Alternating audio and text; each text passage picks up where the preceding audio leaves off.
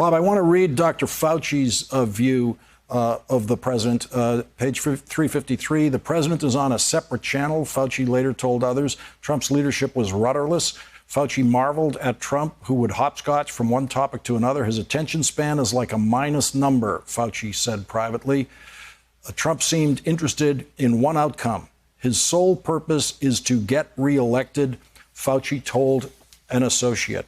That's from someone who isn't even political. That is from someone who's supposed to be in there as a technical expert, who in another White House probably wouldn't even be able to be in a position to observe what a president is doing or thinking about to get reelected. Yes, I think that's true, and it's to Trump's credit that they would have some consultation on that.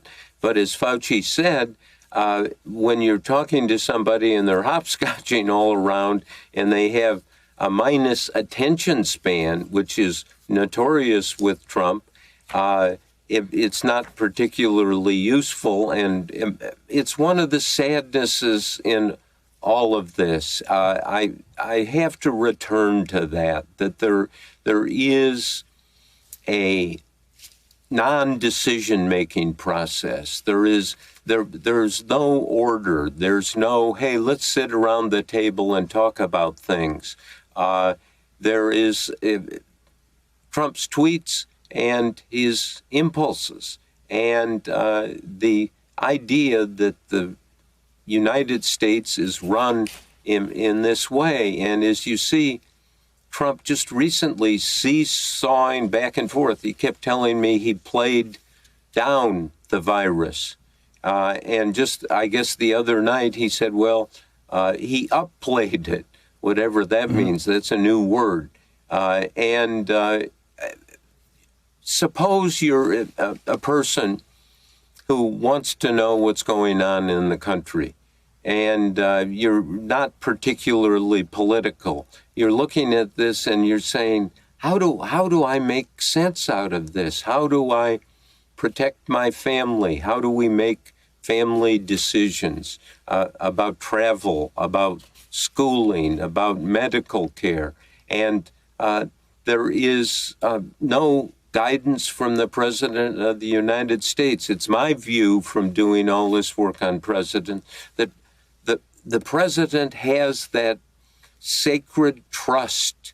The person needs to be, everyone, Democrats, Republicans, people who love Trump, people who don't like Trump, need to be able to look at him and get some guidance. And it comes out muddled in the middle of a pandemic that he knew about. And the key scene is that January 28th meeting in the Oval Office when his national security advisor, Robert O'Brien, after the intelligence briefing, the intelligence briefer was kind of saying, well, we've got this problem in China. They were monitoring it. And O'Brien, to his credit, stepped up and said, Mr. President, the virus is going to be the biggest threat, the biggest national security threat to your presidency. And Trump's head kind of popped up. And then Matt Pottinger, the deputy, laid out all of these details. And Pottinger had been a reporter for the Wall Street Journal and China. You know that kind of ground truth a reporter can get. And Pottinger was nominated for a Pulitzer Prize for the Wall Street Journal, and he covered the 2003 SARS epidemic and knew that the Chinese lied, and he built up contacts in China and Hong Kong in the medical community, and he consulted with them in a 4-day period in January. Pottinger spoke Mandarin. He could read Chinese social media about what's going on behind the scenes, and he came in after O'Brien and said, Mr. President, that's exactly right. And what we are facing is much like the 1918 Spanish flu pandemic. that killed 675,000 people in our country. The president asked some questions. It clearly got the message. And so 10 days later, Trump tells me all about this. It took me until May to find out about the key January 28th meeting. But that's where I begin the book. That's where the awareness of